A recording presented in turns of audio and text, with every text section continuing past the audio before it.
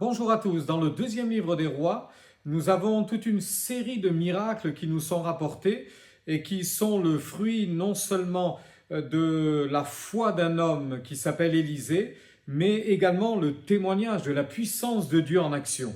La particularité de ces trois histoires, c'est que nous sommes confrontés à des situations complètement impossibles. Le premier témoignage est celui d'une femme, une veuve, qui a ses deux fils et qui malheureusement ont été récupérés par un créancier pour les vendre sur un marché d'esclaves. Elle est en train de perdre ses enfants et elle n'a aucun moyen de lutter contre cela. Le deuxième miracle est celui d'une femme qui, elle aussi, est en souffrance. Et lorsque le prophète vient dans cette famille, dans ce foyer, il annoncera à cette femme et à son mari que bientôt, elle aura un enfant. Ce qu'elle redoute, ce qu'elle repousse, y a-t-il une souffrance dans son cœur? Très certainement. Mais le fait est que le miracle aura lieu, l'enfant naîtra. Et tout d'un coup, subitement, quelle tragédie, quel malheur, l'enfant mourra et cette femme se retrouve devant un cas, une situation désespérante, c'est le désespoir le plus total. Elle se retrouve devant une impossibilité, mon fils est mort, comment reviendra-t-il à la vie? Et puis un peu plus loin, c'est l'histoire du roi qui se trouve dans une telle détresse parce que l'ennemi est aux portes, l'ennemi a tenu un siège, dans la ville on meurt de faim, on n'a aucune solution, mais quand les gens viennent vers le roi pour lui dire « Aie pitié de nous, secours-nous », le roi dans une grande détresse dira « Mais suis-je à la place de Dieu? Que puis-je faire pour vous ?» La particularité de ces trois situations, c'est qu'elles sont complètement impossible. Il n'y a pas de solution. Vous tournez le problème d'une manière ou d'une autre, vous le regardez dans tous les sens, il n'y a aucune solution.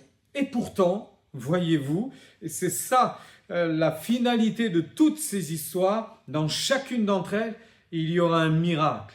À cette pauvre veuve qui supplie Élisée de faire quelque chose, Élisée ordonnera de prendre des vases et des vases vides, et de faire un transfert du peu d'huile qu'elle avait à la maison, et tant qu'il y aura des vases vides, l'huile ne cessera de couler, et finalement, avec la richesse qu'elle aura à vendre ces vases d'huile, elle pourra sortir ses enfants de ce marché d'esclaves et retrouver ainsi ce qu'elle chérit, ses chers enfants. Et puis, en direction de cette pauvre femme qui vient de perdre son enfant, Élisée va tout simplement crier à Dieu, va rester un moment dans la prière et l'enfant va rouvrir les yeux, il va revenir à la vie et l'enfant va être rendu à sa mère. Que dire?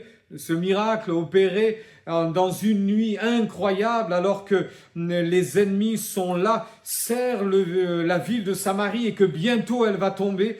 Dieu va faire un miracle, il enverra son armée céleste mettre en déroute l'armée syrienne et ainsi, à l'aube, dès le lendemain, tout le monde aura de quoi se rassasier. L'ennemi est parti, la guerre a cessé, la famine n'est plus, Dieu a opéré un miracle. J'aimerais vous encourager aujourd'hui et vous dire que même face aux situations les plus impossibles, même face aux situations désespérantes où on finit par crier à Dieu en disant « Mais j'ai pas de solution, je n'ai pas de solution, c'est complètement impossible », laissons faire l'Éternel, laissons faire le Seigneur, attendons-nous à lui.